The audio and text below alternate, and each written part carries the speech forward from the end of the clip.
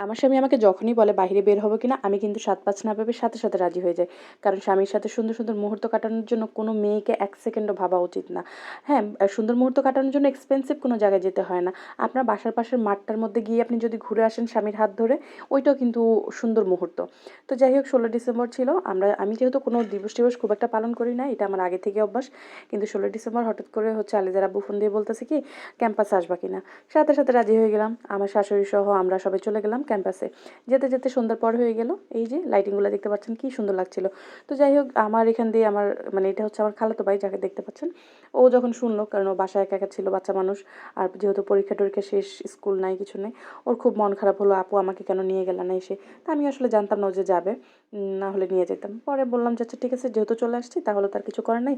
তুমি রেডি হয়ে থাকো আমি এসে হচ্ছে তোমাকে ট্রিট দেবো।" তো যাই হোক আমরা হচ্ছে ক্যাম্পাসে একটু খাওয়া-দাওয়া করে তারপরে চলে আসলাম বাসায়। বাসায় আসার পরে হচ্ছে এই যে আমার মেয়ে আর মেয়ের মামা বসে, বসে রেস্টুরেন্টে দেখতেছে কি অর্ডার করবে। আমি বললাম যে, "যেটা খেতে মন চায় সেটাই অর্ডার করো।" মানে ওদের ২ জনের কাছে দিয়ে দিলাম।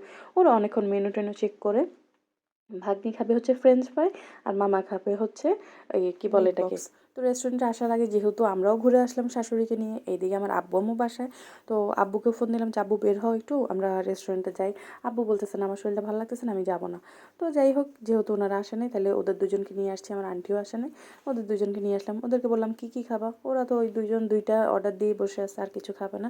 তারপর যাই হোক ১ম এ হচ্ছে ফ্রেঞ্চ ফ্রাই দিলাম। মামা ভাগ্নি মিলে এটা ফ্রেঞ্চ ফ্রাই খাচ্ছে। তো যাই হোক আসলে দিনটা খুব নরমাল ছিল আমার জন্য। খুব আহামরি কিছু করি নাই। কিন্তু কেন জানি খুব একটা শান্তির দিন ছিল আমার জন্য। কারণ হচ্ছে শাশুড়িকে নিয়েও বের হওয়া হইছে। সেই সাথে হচ্ছে আমার যে ফ্যামিলি, ছোট্ট একটা ফ্যামিলি মানে আমার মা-বাবা, আমার হচ্ছে আন্টি মানে এরা খুব আমার ক্লোজ তো।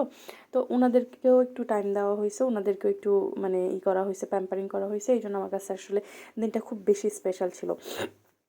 আসলে কি মানুষকে স্পেশাল ফিল করানোর জন্য খুব বেশি এক্সপেন্সিভ কিছুর প্রয়োজন হয় না। আপনি অল্প কিছু দিয়েও কিন্তু মানুষকে স্পেশাল ফিল করাতে পারেন।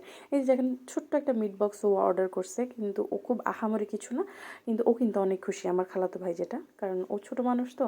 আমার মেয়েও খুব খুশি মামার সাথে মানে খুব আনন্দ খুবই। তো যাই হোক ফ্যামিলিকে টাইম দিতে পারলে আসলে অনেক ভালো লাগে এটা আমি ফিল করলাম।